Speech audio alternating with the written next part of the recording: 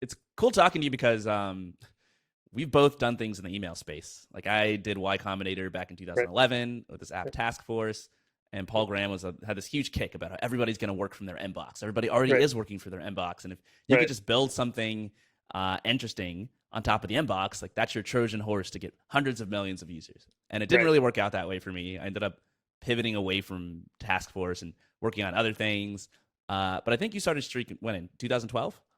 Uh, Early 2012. Yeah, late 2000. We were in YC 2011, but I mean that's we should talk about that later. But we pivoted through YC, and yeah, 2012 is when we actually got serious about Streak. It's been 8 years now. How well is Yeah. Streak doing in terms of revenue, users, company size, or however you measure your success? Yeah, revenue is obviously a big part of it. I think the part that we're most proud of is profitable. Being sort of Yeah, a profitable Silicon Valley startup, it kind of shouldn't be abnormal, but it is, and so we're happy that we are sort of self-sustaining and basically control our destiny. So yeah, profitable. We have 30 folks on the team. We were in two offices before, and now we're remote, like most people. And yeah, revenue in the millions. super exciting and not particularly common for companies, I think, that were started back then to try to be profitable. So I remember doing Yeah, YC and building an email product, and the partners there saying like, why are you charging money? Because we were part of the right, Stripe beta in 2011, and it was like right, anathema back then to try to charge money for what you were doing. Like you needed to right, grow as big as you possibly could, get millions of users, and then figure it out later, like all the rest of the Silicon Valley startups are doing.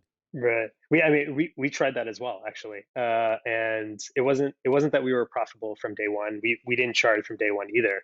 But at some point, we were like, yeah, for us, we're a CRM product built into Gmail, and so for us, we weren't too worried about people paying us because they're used to paying for CRMs, right? They're used to paying for expensive Salesforce or whatever, and so we weren't too worried about like, hey, could we eventually charge for this product? We kind of knew we could, and we just honestly like we were kind of lazy at the beginning. We just didn't want to do the billing system. We didn't want to do like promos and A/B testing pricing pages and stuff. We just wanted to hone and perfect the product. And there was really probably no pressure back then to start charging anyway. So Yeah, I mean, like we had raised money. We'd done the YC things. We got some money there. We'd raised, seed rounds. We had some money there. We weren't really hiring that many people. We had three or four people on the team. So like, there wasn't a lot of pressure for us to like start charging right away. So if you could go back to 2012 and tell, the brand new founder Aleem, hey, this is where we are in 2020. Here's what we're up to. Here's how much money we're making. Here's how big the company is. What do you think Right. he would say? It's interesting. I would be happy, definitely, that we didn't die. I used to think of startups as like very, very bimodal, and like that is kind of in the conventional wisdom that you either like get massive, like Google massive, or you die. Like those are the two options. And I think the thing that would have surprised me back then was that like, hey, there is this third option of being a large growing business that is profitable and making money, but not necessarily like Google size. And that's like a great place to be because like it's great for founders actually to be in that position, and it's great for employees actually to be in that position as well. Yeah, I agree. I mean, you get a lot of control over basically what you do with your life, what you build at your company. You're Yeah, generating revenue. You're profitable. You got 30 people. I mean, that's enough people. yeah, You can just do pretty much anything you want. You can say, okay, we're going to build this right, cool feature and just go do it. Right. You can right, take right. probably weeks off and just be fine. And it's not necessarily, I think, what investors, at least in like high growth startups, have Right, traditionally said they wanted. They want you to go for right, the boom or the bust. How do you right. deal with those expectations? Because you said you raised money. Do your investors Ye- care that you want to take this third option? Right, right. And like I mean maybe it's more than three options because there's the either you die or you get Google huge in 9 months, and then the sort of middle option. A lot of investors would claim that's kind of like a lifestyle business, but I don't look at Streak as like a lifestyle business. I look at it as like, hey, I'm still putting in a lot of work and a lot of effort, but it's because I want to, and I really enjoy what I'm doing. So it's not a lifestyle business in the sense of like, hey, I work 4 hours a week and that's it. It's not that at all. Maybe that's like a fourth option. Um, but there is this option of like still working hard on a business that you really enjoy, it growing, it becoming very large. Like, there are examples of companies like like Basecamp is a good example. Like, I don't think they've published their sort of revenue numbers, but from what I know, that they're an extremely profitable company, and in terms of revenue, like very large. And so you can be a large growing company without necessarily the whole like VC route. And Yeah, I think that's great for us because like we just, yeah, like you said, we don't have the pressure to do things we don't want. We have the time to focus on making sure that like the inside of the company is solid. Like the people enjoy their work, that we communicate well. We enjoy the people we work with. We work on things that we enjoy, and we have more time to breathe and do those things as opposed to like I think when you're under this constant pressure on the VC track, like you kind of put you kind of put those concerns aside, and you're like, oh, I'll deal with those later. And I think the term lifestyle business being this sort of derogatory phrase to describe people who don't want to work Right, is so silly. Because number one, right, who doesn't want a good lifestyle? If you look at the right, founders of any huge right, company, like you know what they're right, doing, like spend a right, lot of time making sure their life is great. right. And number two, like there isn't just one lifestyle. Like not everybody wants to just like work 4 hours a week and then sit on a beach. Like a lot of people Right, really enjoy the companies that they build. They really right, enjoy like the unique lifestyle that your company can provide for you. I think you get a lot more control over it, quite frankly, if you run your own yeah, company than if you work for somebody else. So I've never right. really understood like why that's been such a derogatory term. I think yeah, I don't think I don't look at it as derogatory. And you're right. Like you have to spend time designing your life. I think maybe the difference is, with the VC backed companies, you can say, hey, like this is going boom or bust in 18 months. And so for 18 months, I'll put up with anything. I don't care about my lifestyle being great or not. I'll put up with anything and just get it done. And then after that, everything will be fine.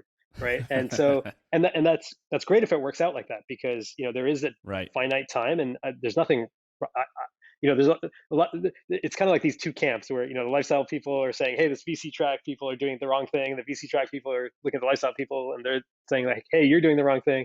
And I think like both are fine as long as you know which one you're doing and why you're doing it.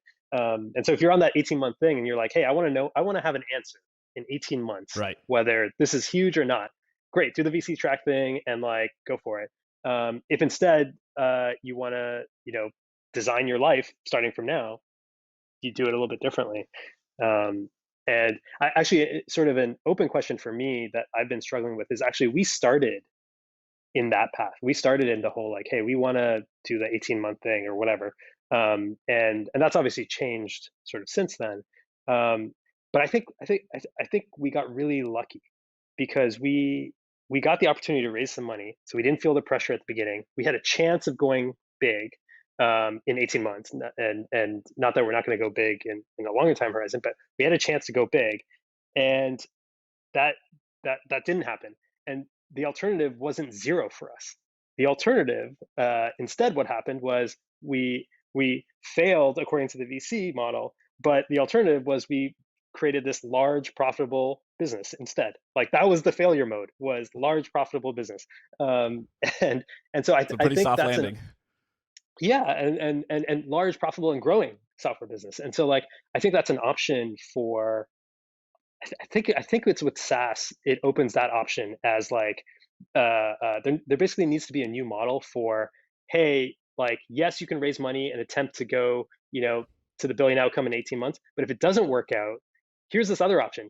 And right now there isn't like a clean way to make that transition. We kind of got lucky making that transition, but there isn't a clean way with, for example, with investors of like how do you make that transition? Like there's no convertible note that says, hey, if you end up becoming a large profitable business instead, here's what happens to the note, right? Like all the financing docs and stuff like that are built around, if you go huge, here's what happens, and if you die, here's what Right. happens. But nobody talks about what There is happens no in if you just, between. yeah, nobody talks about that. And I think that's an option. I think a lot more founders would start companies if they knew that like they could still go big, and if not, they could still be a large profitable company. I mean, you're right. There's something appealing about that 18-month vision of like, okay, I'm just going to Right, work super hard. I'm going to crush it. I'm going to right, sacrifice like these 2 years of my life, and then I'm going to be right, set for the right, rest of my life. And it works right, out for some people. Like we both met people who that like that for happened for sure. them.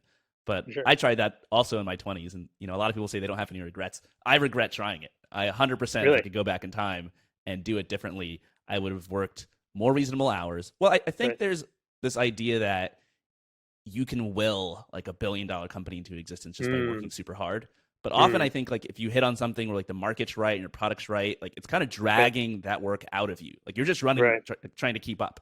But if you're trying to Right. push something that's not really Right. blowing up that way, then it's like you really should, like, you could just Right. get the same amount of work done in half the time and have probably Right. the similar outcome. So it's not worth it. Like, what are you sacrificing your life for? This thing that's not going to blow Right. up. Right. So I think the dream makes a lot of sense, but ultimately it's important to know when to call it quits and to know when like you're not on that kind of unicorn crazy Right. compounding growth path. I mean, yeah, it's probably useful to like time box it, where it's like, hey, Yeah. this is something I want to do in my life, is try to go down this PC path and make the next Google or whatever.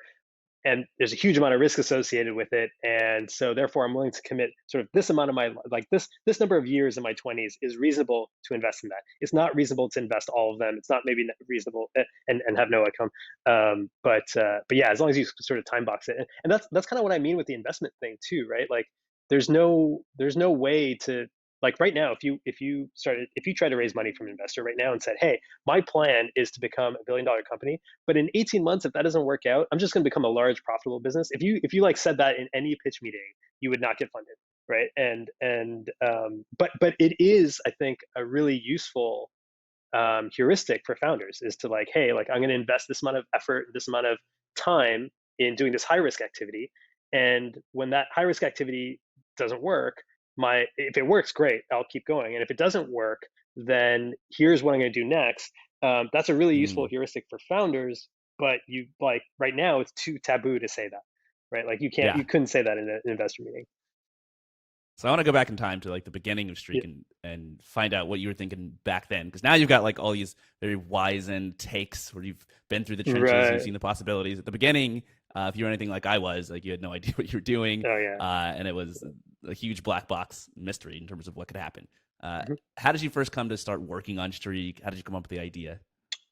Yeah, actually, so I was in grad school and knew I wanted to do a startup. I'd been like sort of Google before then, and I actually left Google because I was like, hey, like, I'm kind of jaded on software. It's not for me. And so I went to grad school to get into like more physical businesses. Like, I wanted to learn about transportation. I wanted to learn about manufacturing. But while at grad school, like, I was doing all that work, but in my spare time, I was like programming for fun. Like, that's just what I was doing for fun. And eventually, I kind of realized, like, hey, if I'm doing this for fun, like, that's probably what I enjoy and what I should be doing. But maybe just the environment at Google was not sort of for me. And so I knew I wanted to start a company, and so started working on like a made up idea. It's like, hey, I want to do a startup. Like, what would be a great idea for a company? And I, just sat in my room by myself thinking of startup ideas or whatever. And like, I think you kind of can predict where this story is going. It was basically like, some loyalty program with your credit card or whatever. Something that people don't really care about. And actually, I had a great line from sort of Paul Buchheit and PG about that. But yeah, so was doing that. Ended up going to Y Combinator for that idea. Worked on it for the entire batch, and Right. then So they like the basically, idea. well, they like I think they liked us because what I did was, with that idea, I went out to, and our customers would have been like local businesses, and so I went out to a bunch of local businesses and I was like, hey, if I built this, like, would you use it? Would you pay for it? And I'm happy we did that. And they all said yes. So that was interesting that they all said yes. And I said, well, I don't know if I trust you. Sign this piece of paper that says, if you built this, I would pay for it. And by the way, Hmm. it's non-binding at all. So and so of course everyone signed it. And so, like, that kind of made me feel like we were onto something. And our business was sort of two-sided marketplace. So, like, we had these local business on one side and we had consumers on the other. And so I didn't even bother testing the consumer side. I just, like, went to the local businesses. And so they liked the YC liked us because we came into the interview and we're like, hey, we got like 20 letters signed from, we haven't built anything, but we Yeah. have 20 letters signed from businesses. You've been pounding the Uh, pavement. You've been doing sales. You're like e- the prototypical, like these founders are hungry. We'll invest in them no matter what they're working on. exactly. And then we do the office hours with PG, and he would always push back on the idea, being like, "Hey, is this really useful? Does anybody really want this?" And we're like, "No, no, no!" Like, we were trying to be the prototypical founder of like, no, you got to really believe in your idea, and you got to like push back on anybody who thinks that it's gonna fail or anything. And so like we're like, no, no, it's gonna work.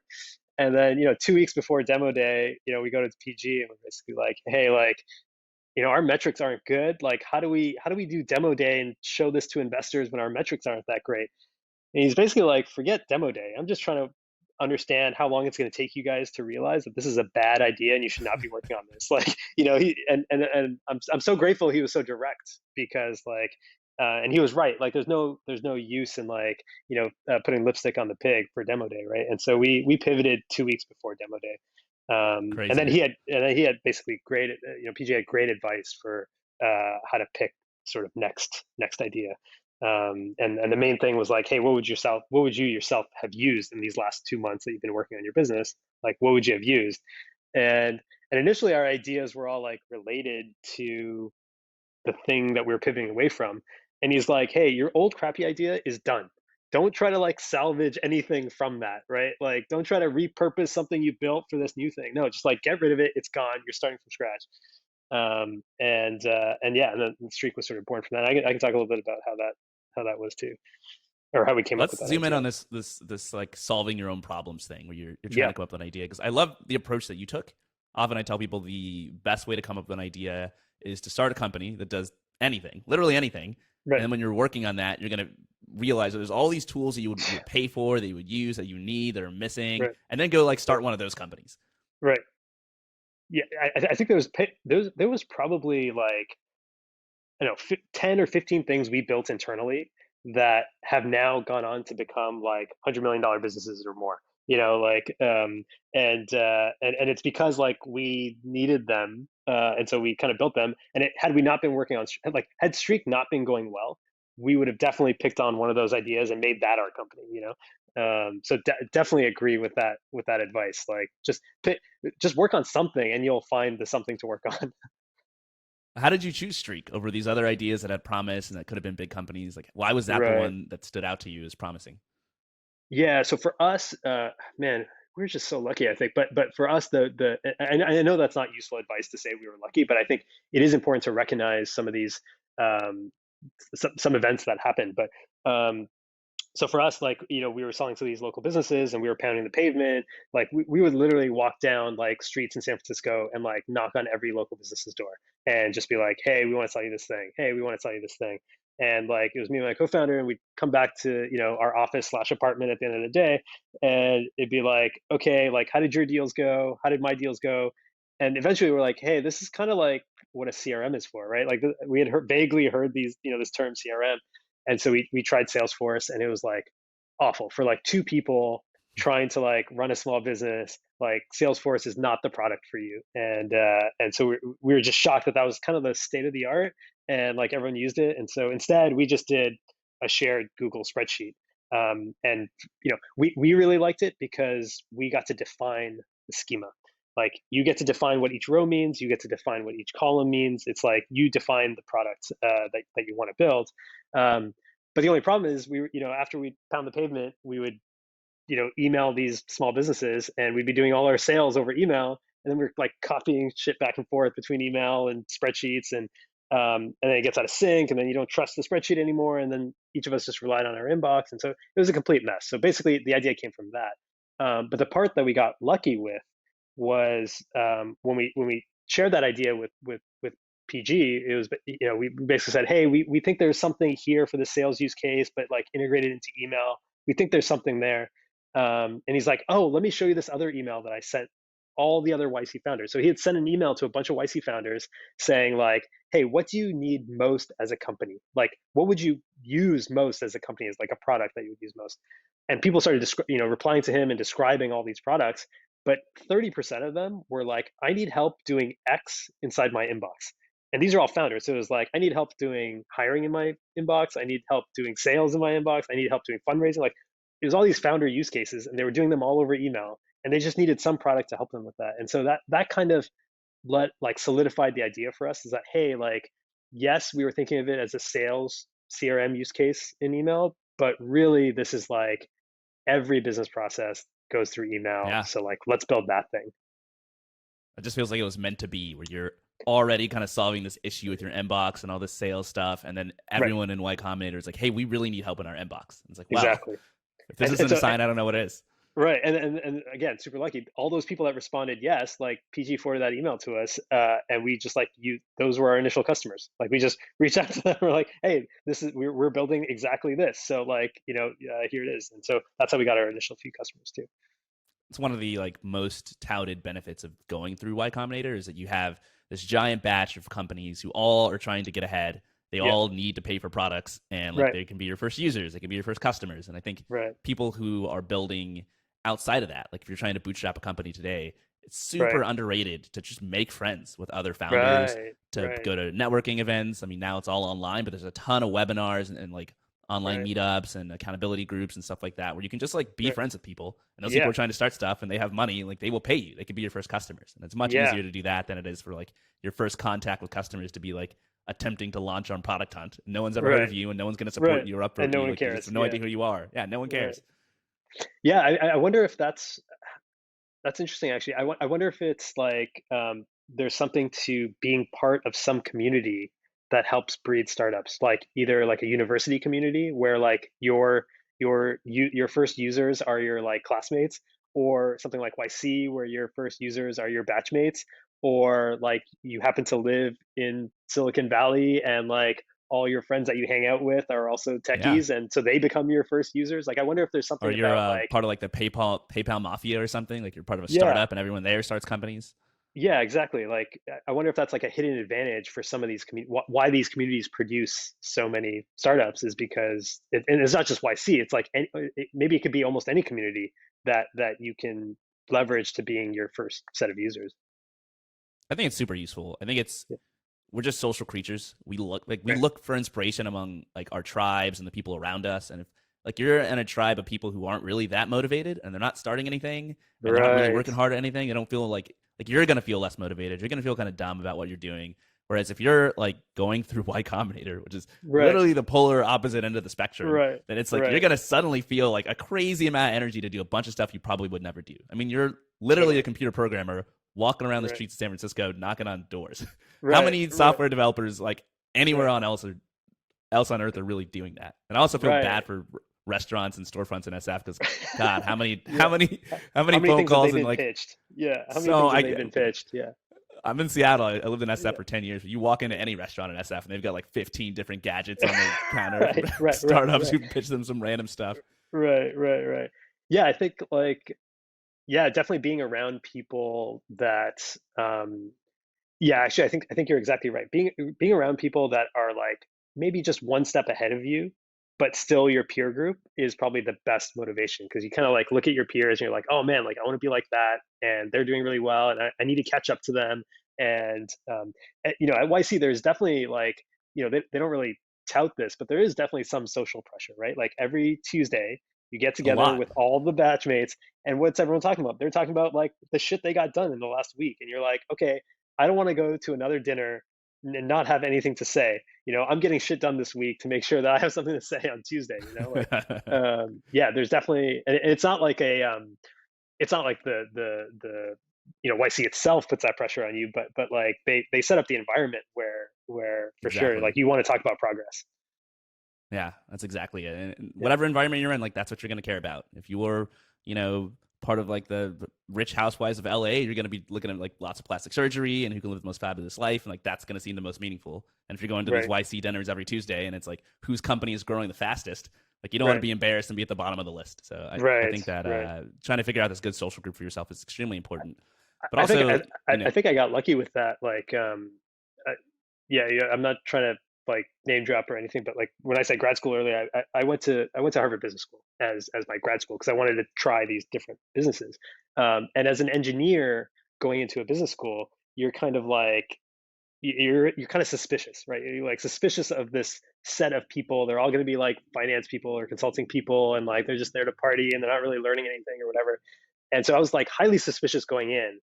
But it was actually an amazing experience for me, like ignoring the academics, and we can talk about it more later. But ignoring the academics, like the people that were all there, what surprised me was like they weren't necessarily like smart in the classical sense. Like, engineers have this like they love being rational and logical, and they love like this Hmm. idea of being smart. And so the people at this business school would not have met their definition of like being smart. But the thing I learned from them is that they're just incredibly hungry and incredibly driven. And you look at these people and they're not any smarter than anybody else, yet they're doing some incredibly ambitious things, and they work incredibly hard. And I would say that's the thing I learned the most at sort of business school. Like I had a classmate who, um, in his second year in business school, raised $50 million for a company he started, at business school, and the company was doing like sort of e-commerce in Brazil. Had he ever been to Brazil? No. Did he know the language? No. But what did he do? He flew down there on weekends.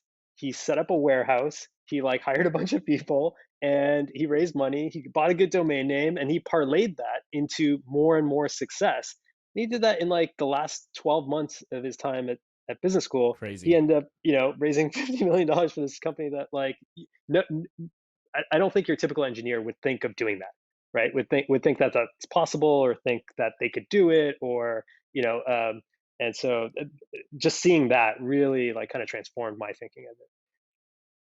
So how did you approach starting this new company in the very beginning, having had all this inspiration from these crazy hustlers Right, at business school, right. and having gone through this sort of like failed knocking on restaurant doors and trying to sell them a product? Like, what was your first step with your new product, your new idea, Streak, to build something in the Right. inbox?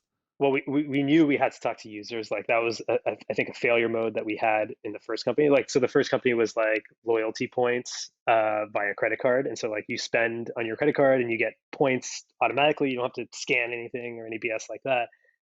And we thought like, oh, loyalty points are great. You get free shit. Like, who's not going to want free stuff? Like, everybody wants free stuff, right? Like, everybody wants a free sandwich or free coffee or whatever.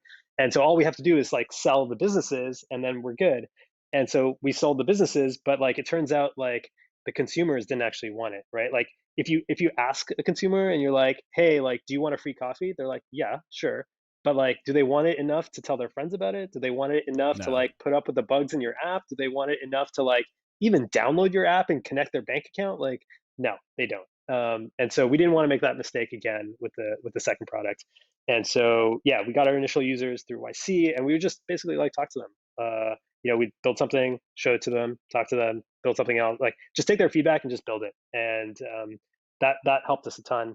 And to your point earlier about like pushing versus pulling, like we once we had the sort of product built out, we had a lot of pull. Users were telling other users about it a lot, and so like for us, it was mostly about getting on the phone with them, the people that heard about us and wanted us, getting on the phone with them, and like making sure that we were the right fit, making sure like we knew what they were trying to use it for. And so yeah, you can definitely feel when you're onto something versus when you're not onto something. And who is we at this point? I mean, you've got a co-founder. Yeah, it was a co-founder of mine, and we met in college, and yeah, it was the two of us. How did you guys like decide to start working together on a product? Yeah, it's a good. We had kept in touch since college, and I told him like, hey, I'm thinking of leaving business school and starting a company, and he was actually working on his first company, so he actually had some startup experience, which is great, and that helped us a ton too.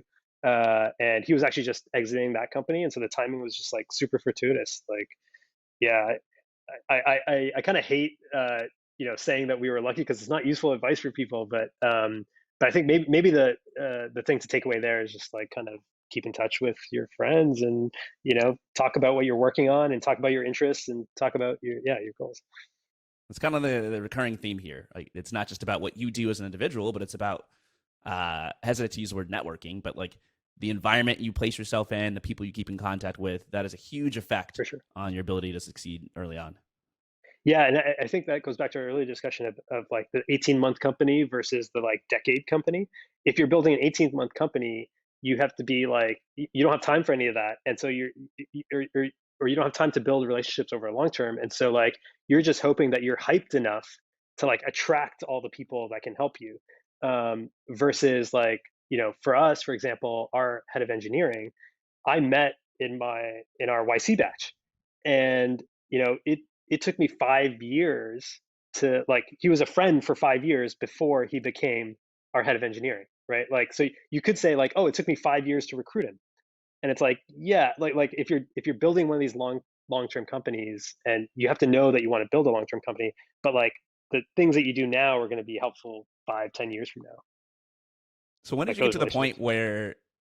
point where you realize that like this is actually going to work beyond just like these companies in your Right. YC batch? This is a long term business idea that you wanted to stick with. Right. When people started telling other people about it is kind of when I figured like, hey, we're onto something. Like, always in the back of your head when you're starting a new company, you're kind of like, oh, like if this doesn't work, like I wonder what else I could pivot to. And like when people started telling other people about it, then that kind of thought in the back of my head kind of went away. I was like, oh no, no, this is a thing. This is a real thing. Like if people are willing to tell other people about it, that means they're finding value in it. And so that's when I kind of knew it was working. And then just getting on the phone with them, we started doing pricing discussions because, as I talked about, we were free for a while. Once we started doing pricing discussions, that was another sort of proof point for me. So give me like a snapshot of what this actually looks like, because I think a lot of founders are good at like the code part. They're building the Right, product. They're like making something take shape. right, Maybe they see people signing up or whatever, but like you right, keep talking about getting on the phone with people and like right. having these conversations. How are you actually convincing your customers to get on the phone with you, and who are these customers? So initially, because people were telling other people, people would sign up on our website, or they would discover us in the Chrome Web Store because Streak is an extension that's built into Gmail. And so the way you install that extension is you go to the Chrome Web Store, and it's an app store. And back then, there weren't a lot of apps in there, and so a lot of people would discover us there. And so that was a little bit of fortuitous timing as well. And so they would discover us, and then they would write into our email support. We only had email support, and they would write in questions like, "Hey, how do I do X? Like, how do I take meeting notes? Or I'm getting on a call with a customer and I'm using your product as a CRM. How do I take call notes?" And we're like, "Oh, we didn't know people did that. Okay, let me email this person back and be like, hey, we don't have that right now, or you could do this weird workaround. Like, you could, take notes in a Google Doc and then just like link it into the CRM. But like, can I talk to you about that use case?" And basically, we hear that kind of use case enough and we'd be like, okay, time to build it, right? And so like maybe the first time you email them back and learn a little bit more, and you kind of like bank it, and then you hear it a second time, a third time, and then that becomes like, okay, this is something that people really want, we got to build this. And like, to make sure we're building it right, let's like talk to them first to make sure we're not building the wrong thing. We weren't salespeople. Like, Right. we weren't trained salespeople. We did sales for 3 months, so we kind of knew the basics, but we didn't know enough of the space to just like build it off of our own knowledge. And so we definitely had to talk to other people.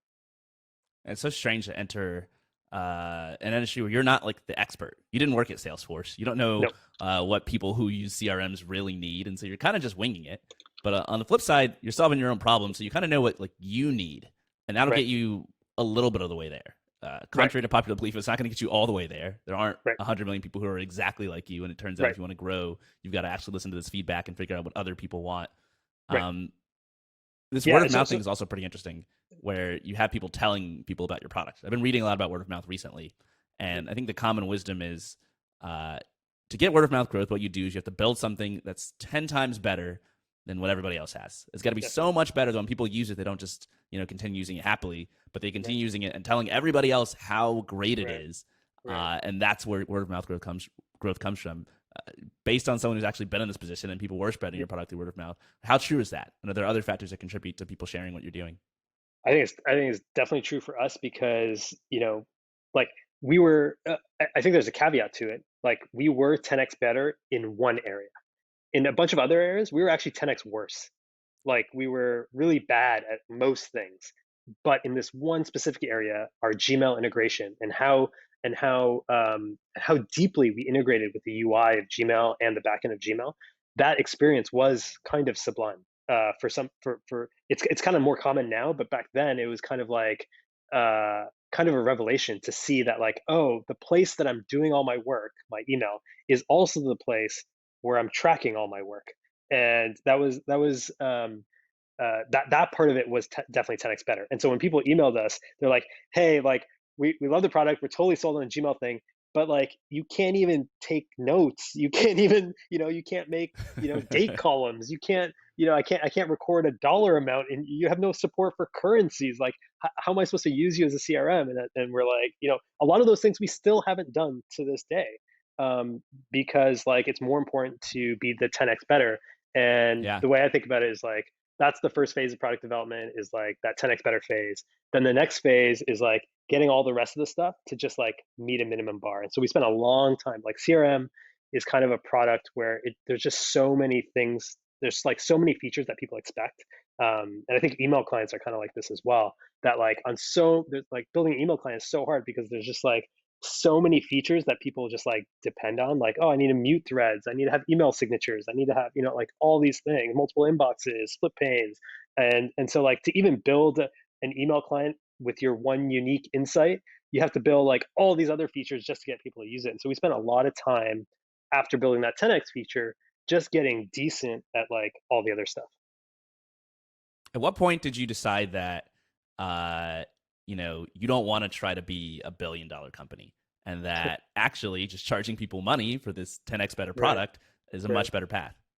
I mean, I would like to say that we were like super thoughtful and smart about it, but like it wasn't like a purposeful decision, right? It was like, hey, we're growing at a fast clip, and we're starting to charge money, and we're profitable, and so um, there's no huge need to raise money, but maybe we should do it for defense. Like, but that's what most companies do when they're on this billion-dollar track. They raise money, and so like maybe we should do that. And so we tested the waters a little bit, and like we could have raised money. It would have been a slog. It would have been not on the greatest terms. Um, and like we looked at that and we're like, oh man, that's gonna be 6 months of pain to raise this money.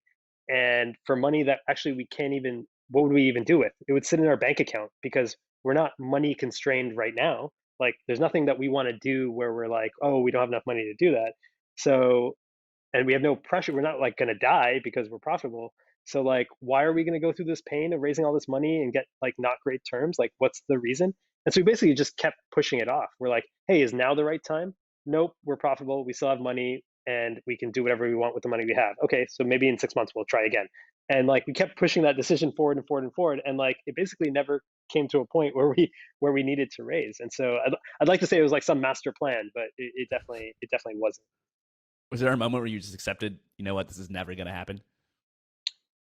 Well, I mean, if you ask me today, like I think there's still a chance that we go raise money. And it wouldn't be the type of money that we would have raised, 1 year in, like a Series A round, or something like that. Like if we were to go raise money now, it's more likely to be like a growth round or something like that. But I'm not like I'm not philosophically opposed to any of these Yeah. ideas, right? This idea of never raising money, or this idea of, oh, you must raise money. Like I don't buy into the philosophies behind those. I'm pragmatic about it, right? Like if we could use money to help reach some more goals, then great, we'll do that. And if we don't need it, then we won't do that. It's like pretty, um, yeah, It's the reasonable mindset. And people don't want to hear a reasonable mindset. They want the yeah. It doesn't make extreme. They headlines. want like Yeah, yeah, it doesn't make headlines. But I yeah, think it's exactly, becoming more common. There are like more investors nowadays who are figuring out ways to profitably invest in these sort of slower growth indie hacker for sure, companies. And there are for also, sure. I think, there's compared to when you started Streak and when I was in YC in 2011, there's also just much more understanding in the sort of high growth investor community of like building a business that's profitable, where you Right, actually charge money. So I feel like right, both sides are sort of converging on this reasonable center, which is like, yeah, evaluate your options, try to build a business that has good business fundamentals, uh, right. and go from there. It's not as religious as it used to be. Yeah, and at the end of the day, like if you're not providing value to users, like all of this is for moot anyways. Like all of this is moot anyways. And if you are providing value to users, all of this is also moot because it'll be obvious what to do. So it's kind of like the only reasonable advice is like build something valuable, and like it'll be Yeah, easy to make decisions after that.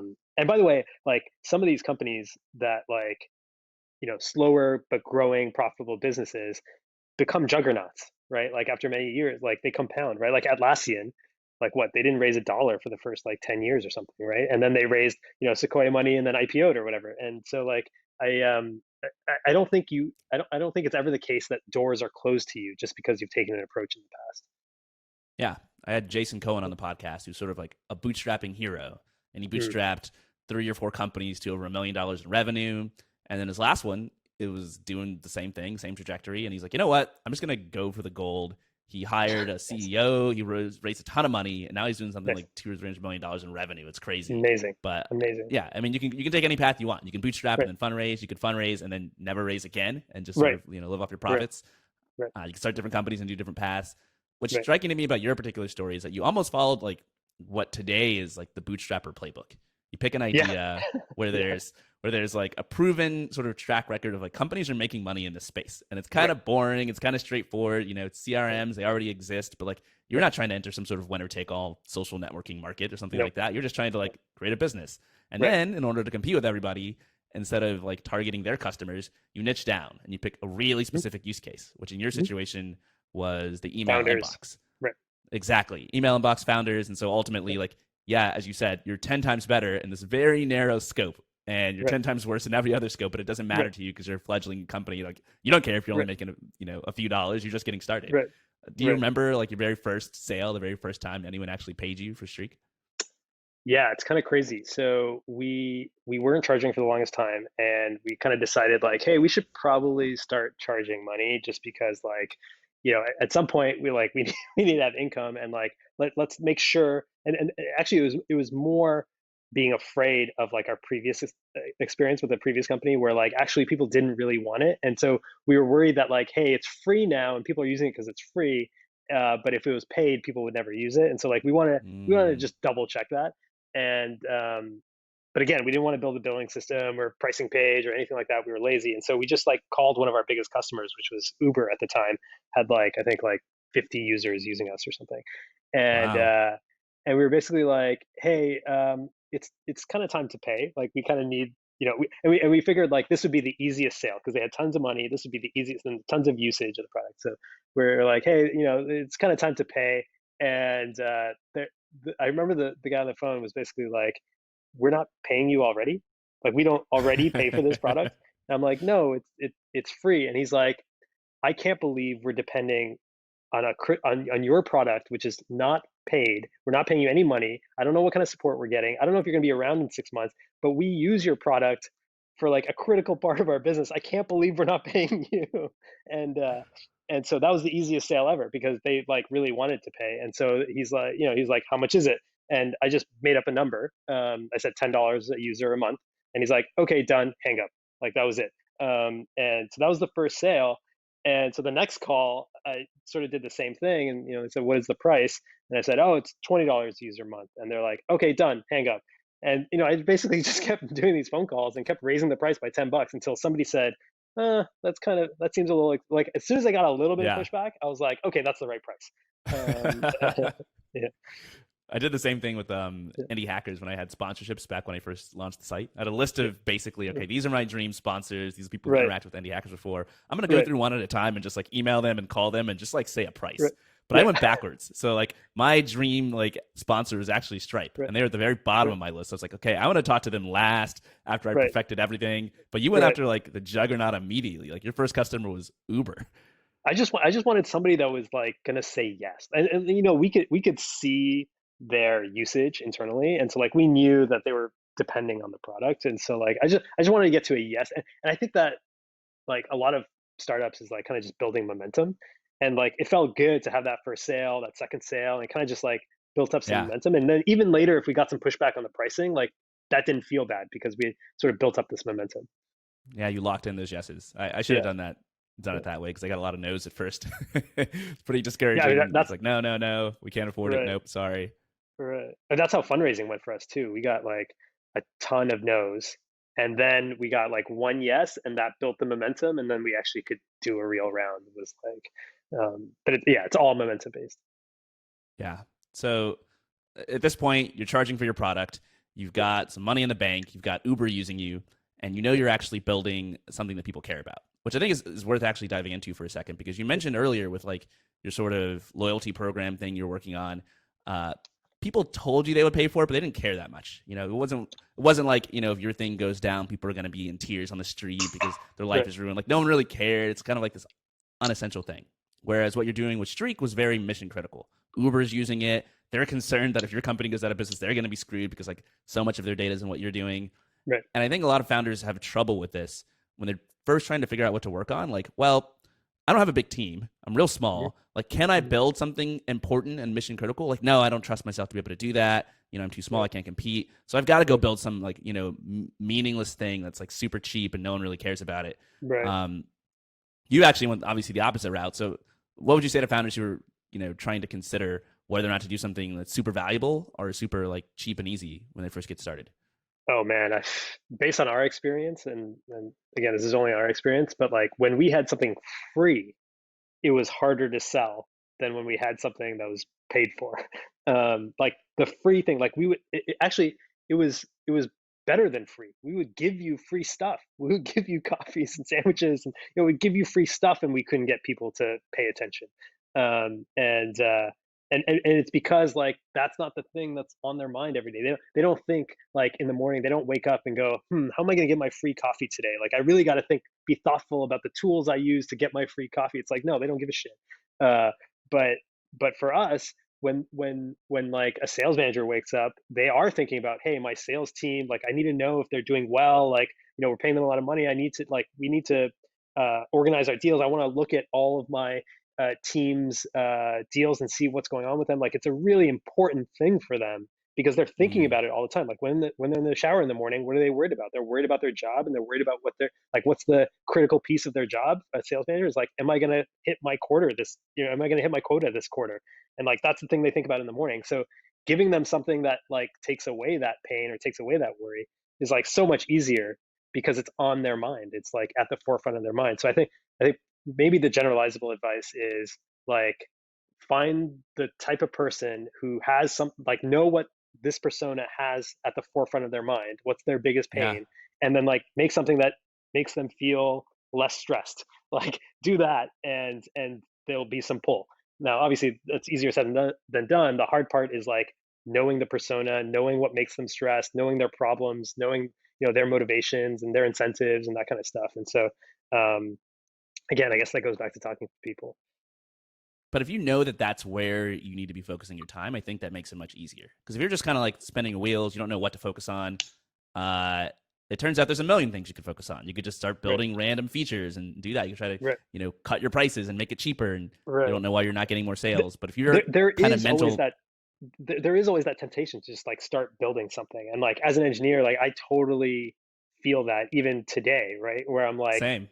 at Streak, we're like working on a new product that's going to be integrated into Streak. But like my first temptation was like, oh, let me just like mock this out and like let's get the team to build it and like we're good. And that was like my first instinct. Um, and even then, I think I'm probably the most qualified person to take that approach because I've been talking to these users for 8 years. Even still, I'm doubting myself, and so like I had to hold back and like let me do 10 user interviews before I actually like spec something out or mock something up. Like let me just talk, just let me just like make sure, right? And Yeah. and honestly, I don't think it's that bad to like build a few features to test the waters a little bit, but definitely like time boxing, right? Like the worst thing to do is to go for 6 months just building stuff that nobody's using, right? Like I would say like a couple of weeks, build something enough to get like a conversation going with somebody. This is actually a great conversation starter, right? To be able to send like a little feature or a little toy or whatever you built to a prospective customer and be like, hey, I built this small thing. I know it's not everything that you would want, but like, what's your feedback? Like, what do you think about it? And that I think that's an easier way because like, yeah, it's an easier way to talk to people because most people like don't answer your cold emails. It's also, I think, becoming more common for people to kind of build these really small MVP-ish things. In part because number one, there are more people who are developers who can just do it, but also because there's just been it's been kind of this rise of like no code and low code tools where you Mm, can like whip out a landing page or a mock up or a concept of a feature using like Zapier or something in almost right, no time. Like I meet indie right, hackers all the time who are like, "Yeah, I built this right, thing," and I'm like, "Oh, this is incredibly impressive. How does it work?" And they're like, "Oh, it's just like all these things I stitched together in the back end. It's gonna fall apart. It's like held together by duct tape. right, It's like gonna fall apart right, at the lightest breeze, but like I built it in right, a day." And you can go right. and show that to people. Do you think Yeah, if you it's could go like back in time and use those tools for Streak, that would have been helpful, or do you think it's yeah. better to just kind of go full hog engineering? I think there is something to it. I know there's a lot of hype around the no code thing, and I think there is something to it exactly for exactly the reason you're describing, which is like it's a great sales tool. Like it makes you seem like bigger than you are. To your point earlier, like how is somebody going to take me seriously? I'm just one developer. But if you use like Webflow and a good template off Webflow and hack some stuff together using Zapier, like there's almost no difference between what a customer would see like between you, a single developer in your basement, and like a team of 20, right? Like it looks roughly the same, on first blush. And so like you can kind of fake it till you make it. Like there used to be stories of like startups who would hire a bunch of people off Craigslist to just come into the office and like sit in desks and pretend they were employees when a big sales meeting happened on site, just to make them look bigger. But I guess like Yeah. no code is maybe the new way of making yourself look bigger than you actually are. So I think it's great from that perspective. But I don't buy into the hype that like this is going to be the way we build apps in the future. Like maybe some internal tooling is useful, but even then, one of the companies that I'd love to plug is Retool, and they're a low code platform for internal tools. And that I think is the right model, right? The customer is internal people who have sort of a lower, like, I wouldn't say quality bar, but like design or aesthetic bar. And you still code a little bit. There is still JavaScript in there, and it's actually meant for engineers to build, but it just amplifies their efforts. And that's the way I see this low code versus no code thing. Like, I'm not a huge believer that the no code thing will like replace how we build apps. Heard it here first, folks. Aleem Mawani, no code hater, a doubter. I'm right there with you, actually. I use Retool. I think honestly, it's great. I tried a side project using nothing but no code, and like there was a surprising amount of code in no code. Like like even if it doesn't look like coding, you're coding. Like you're using their drag and drop builders and building if statements Of and stuff like that. course. Like it's coding. Yeah, you want to put your own logic in there. You want to Right. react differently to different situations and have loops and repeat things. And eventually, you're just a coder using kind of shitty coding tools. But Exactly. maybe what will happen is it'll get people more comfortable with coding once they realize that what you're doing is actually kind Yeah. of coding. And then when Yeah. you actually like take a tutorial for learning how to code, some of these Right. concepts now seem familiar because you've done them in no code. You'll Right. be more willing to sort of take the leap and go further. Right. I think that the tool that's already done that is like spreadsheets, like Excel and Google Sheets has already made programmers out of millions of people that don't even know they're programmers. And the problem is they can't make the jump from sheets to like coding because like spreadsheets are like a functional language, and most beginner coding tutorials or whatever are all like imperative. And so it seems like, and there's all these like environments that you have to set up and stuff like that. Whereas like Yeah. a spreadsheet, you just open it and start coding. And that's why I'm like a huge believer of things like Darklang or Replit, like those kind of platforms that if you can take a spreadsheet coder and make them like a regular coder, like that's the big opportunity, I think. I've taught a few people to code, just friends and family, and the biggest hurdle is always the environment. It's always Right. like it takes them like hours just to get to the point where they can write any code somewhere where it's actually going to run. Or they're writing in like random box on this website that like doesn't correspond to like where they write it in real life. And like just getting their Right. computer and Right. their environment set up to be able to actually like compile or interpret code is just like a huge hurdle, and people give up because it doesn't seem worth it. Yeah, if you think about it, like spreadsheets, like it's like the ultimate programming environment. No setup. You see all the intermediate values at all times. Your program is always running. It's easy to debug because you can see the state throughout the whole thing. And you type Super the perfect. code into the place where the interface is. Like it's not like type it into a text file and then see the web page somewhere else. It's like it's all in one environment. It's like the ultimate programming environment. So I'm not surprised that it has like Yeah. millions of programmers. We're getting super sidetracked, but like if you're listening, you're looking for a business idea. I think number one, teaching people how to code is and probably always will be lucrative. And the Right. number of ways that you can teach people to code is pretty much infinite because everyone has different learning styles. So I'll be on Definitely. the lookout for some sort of spreadsheet coding environment Right. based on your idea here, Aleem. Right. Cool. With your particular product Streak, I think I'd be remiss if I didn't remark on the technical challenges that you faced because I also Mm, build products in the inbox and it's not right. easy. You have a lot of platform risk specifically because you're building the CRM that is directly integrated into Gmail. Right. And like Gmail did not have an API for modifying their user interface. They weren't like, oh yeah, we support this. This is fine. They're Yeah. randomly, and I know this from like my experience, they're randomly just changing their interface all the time without any Right. sort of warning. They'll deploy Yeah. tests on some users, or some people will have their inbox tab move to the Right. left, or some people get the new features and some people don't. And you, Right. as a developer trying to build on top of all this, can be kind of blind. Like you have no idea why your app is breaking for some people and not for other people. Right. And at least if you're anything like me, I always had like this fear in the back of my mind that like if I keep building on top of Gmail, Right. one They're gonna day they're shut going us to flip down. some switch and I'm screwed. My whole Right. company is done. Did you not worry Right. about that?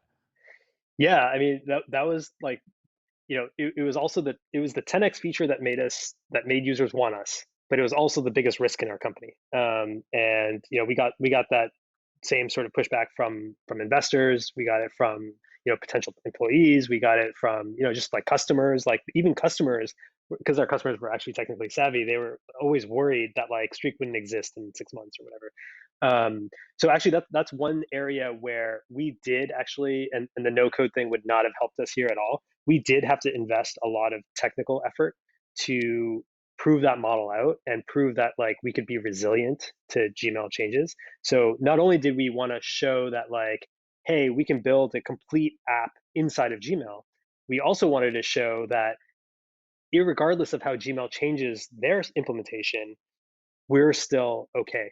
And so we built a Right. bunch of systems that made that possible. So we had systems that like monitored Gmail's DOM to make sure that like everything was where we expected it. And if something wasn't where we expected, then like it would alert us and we would go look into it. Like, hey, is Gmail rolling something out? Because like Gmail rolls things out slowly. And so like maybe 1% of our users would see the slightly weirder DOM, and we want to make sure that like we're still compatible with that. And so we had all these tools and systems and automated testing in place to like make sure that that was super solid. And all that technology that knew how to deal with Gmail, we actually opened it up. We opened it up for other developers to, if you wanted to build, if now you want to build an app on Gmail and you don't want to go through the same worries that we had to and go through the same Herculean effort that we had to in dealing with Gmail. We have an SDK that lets you program against high level APIs, and then we handle all that stuff dealing with Gmail. We react when Gmail changes and all that kind of stuff. And so, but yeah, back in the day, it was a big risk. We got one thing that helped the risk as well was that like I worked at Google, and so like I kind of knew the people that were on the Gmail team, and so like I knew I it. just I always wanted to yeah ask you, like, how many people did you yeah know at Gmail? Because this is like it's inordinately yeah stressful to yeah not I know knew someone on the Gmail team. yeah, I knew a few engineers on the team. I knew a few product managers on the team, and like, of course, they couldn't officially endorse it, but like, hey, they were like, hey, here's our 2-year roadmap, and we don't think we're going to change these parts of it or whatever. And so that gave me a little bit of comfort. But the thing that gave me the most comfort was when they actually said, here's my 2-year roadmap. The time it would take them to deliver that 2-year roadmap was actually like 5 years. And so like Gmail, it's a great platform to build on because it has 1.5 billion users, but it's such a slow moving platform that I'm not worried that Gmail is going to keep changing stuff to like that Yeah. would affect us. Like we're way faster than they are, right? Like when they change something, we react in a few hours, and for them to change something takes them years. And so like it's not a huge deal.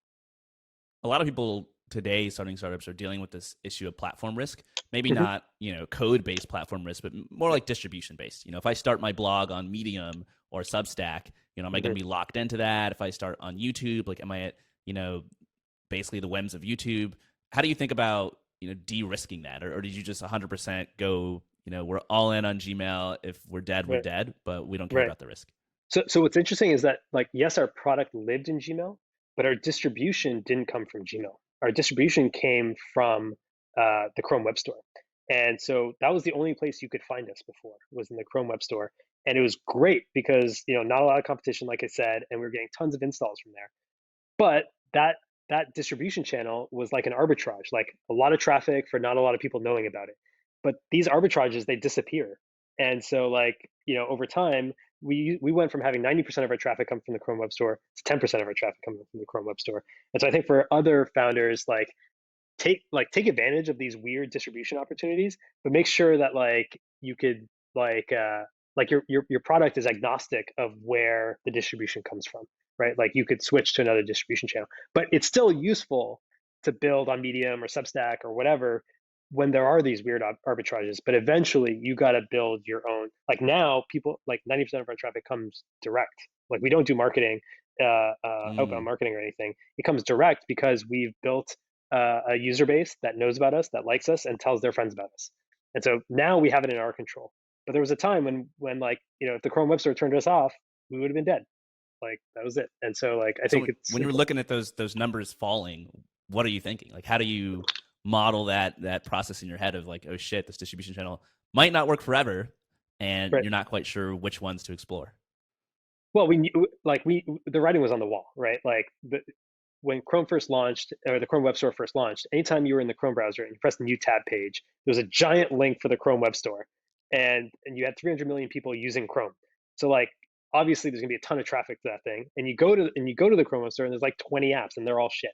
And so we're like, okay, this is not gonna last. People are gonna see this that like this is not gonna last. And so like we can use it to like build up our user base, but really Mm. if like we need to find other distribution channels. And for us the distribution channel was just like word of mouth, because we saw that even though our Chrome Web Store traffic was going down, our overall traffic was going up. And we started asking, where is this traffic coming from? And it was all people recommending other people, and then we're like, okay, we're not worried anymore. Crazy. That's such a good channel to have, word of mouth, because it's the one thing that'll last even if everything else goes away. Even if you never Right, find a replacement for the Chrome Web right, Store, even if you never like hit on like influencer marketing or become an expert at SEO, like if your right, users keep telling other users and they're churning less often than they're recommending other people, then that's right, just an engine for like indefinite permanent growth. And you don't right. really have to invest a lot of money in marketing and growth and getting bigger. Agreed, 100%. So where's Streak at today? I mean, obviously you're up to 30 people, you're generating millions in revenue. What's at the top of your mind? What are some like recent things you've been working on? Yeah, we've been. It's kind of crazy. We've been working on stuff that's like been a problem that our users have told us were problems for like years, and we kind of never had a good solution in mind up until very recently. And we launched that like 2 months ago basically. We call it Streak 3. It's like a third major version of the Streak product, and it's stuff we've wanted to do for like literally 6 years, and haven't either had the technology or haven't really understood the product well enough, or understand our users well enough. And we finally got around to doing it. So like we're still working on things that are uh, like pretty fundamental. It's not just, and that's what I mean about these sort of longer term companies, right? Like it's important that like we're still start solving hard problems, because our team, that's what we enjoy doing, right? And so like there's still plenty of those problems left. In terms of goals, like we want to expand our product suite. We want to offer new products, and it is kind of cool to be working on new products while having existing products, because different an existing product, you're making sure that 10x part is still really solid. You're making sure all the other features that you have to be table stakes at, you're getting all those done. So we get to do a little bit of that kind of product development. We also get to do early stage product development where it's, hey, we know nothing. We know nothing about the problem. We want to talk to a bunch of users. We're going to build something really small first. We're going to see how that works. We're going to think about how we're going to do distribution. So it's like, even though it's like a single company, I feel like larger companies, we're starting to offer multiple products, and that lets you have a way of keeping things fresh and not boring. So explain to me this idea behind building Streak 3, because you've been around for close to 10 years and you Mhm. already had so many paying customers. What's the rationale for building your whole product again from the ground up? Our users, I mean, they just tell us like, hey, this thing sucks about your product, and like it could be way better if it worked this way. And the way they wanted it to work was fundamentally different, in a certain area. And so we had to rebuild a huge part of our product. And also part of it is also packaging and marketing, because like you know it, on the engineering side, it's really, really good practice to like launch features as they come, like, small tweak here, launch it, small tweak here, launch it. And like as fine grained as you can, just continuously be launching. That's really good for your existing users, because they Mm-hmm. see the steady improvement. And it's really good for engineering because it's easier to do that kind of deployment. Um, but it's not great for marketing, because if there's a customer that hasn't seen you around, or checked you out maybe a few years ago, and there's no reason for them to look at you again unless there's Right. some big new thing. And so and you can't make a mountain out of them. It's hard to make a mountain out of a molehill when like you just dripped out one small little feature and you're like, hey, come check us out. We just did this one small little thing, and it's like that's not really a marketing event. Like press doesn't want to pick up on you. It's not worthy of a product hunt launch. It's hard to really talk about as some new thing that you should check out again. But if you take all those features that you've sort of built up and launched individually, and even though they're already launched, like we launched a lot of Streak 3 before Streak 3 launched.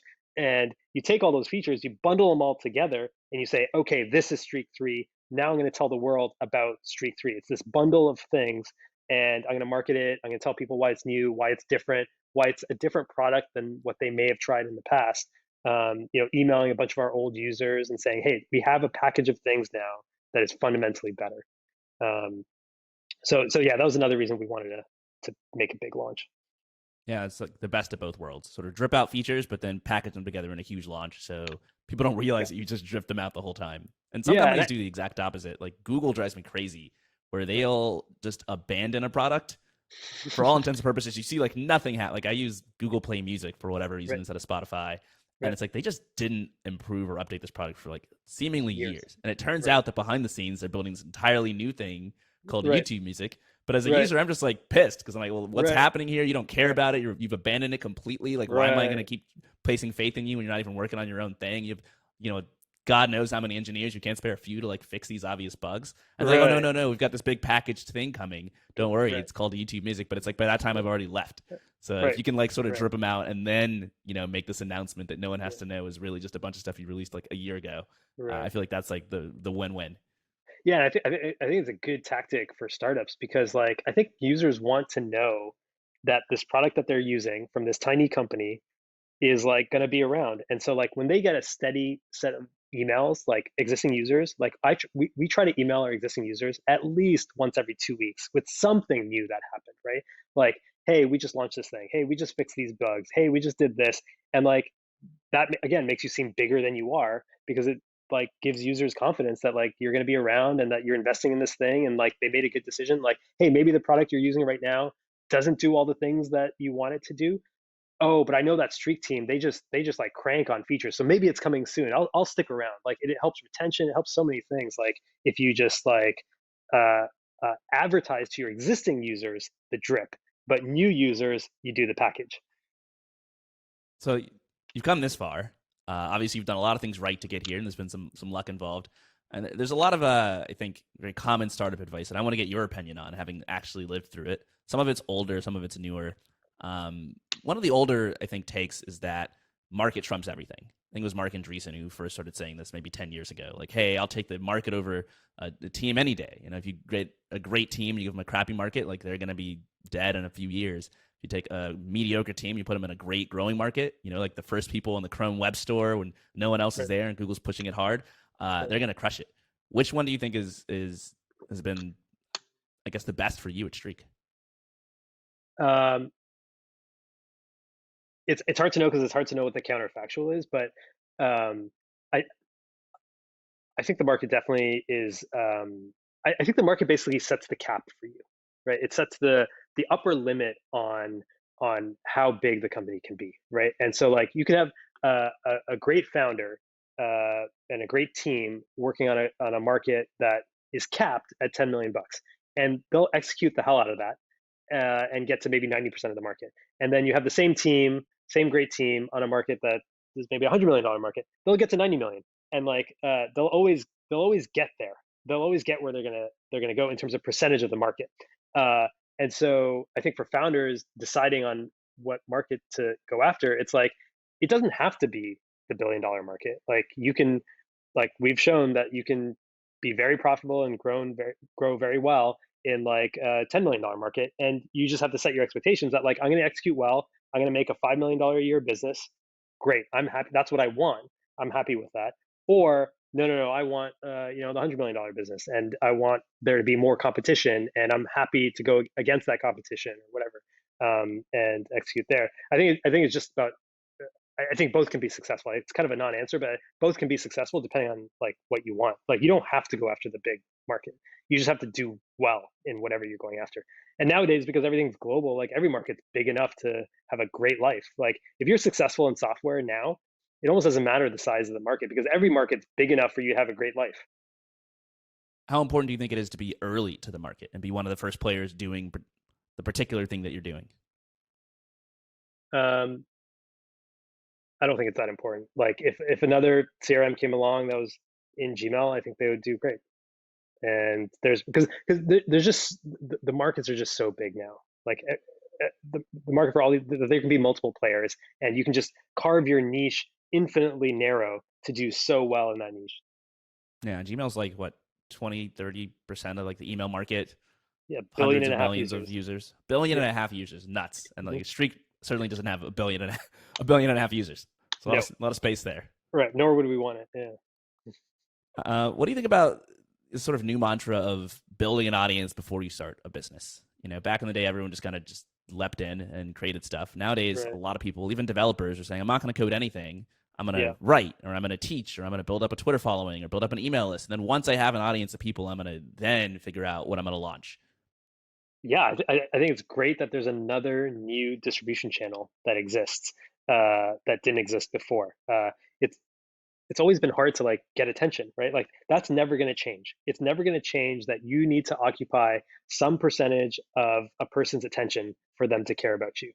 And how you get that attention is there are crowded areas, and so it's harder to get people's attention, and there are less crowded areas. And this is a new area of like it will get crowded. Like this community building approach will get crowded. It's a nice arbitrage right now, but it will get crowded because eventually, like, how many communities can you really be a part of, right? Like, how many podcasts can you really listen to? Like, there's a few podcasts that I listen to where I really respect the person that's doing it, and I want to listen to all their stuff.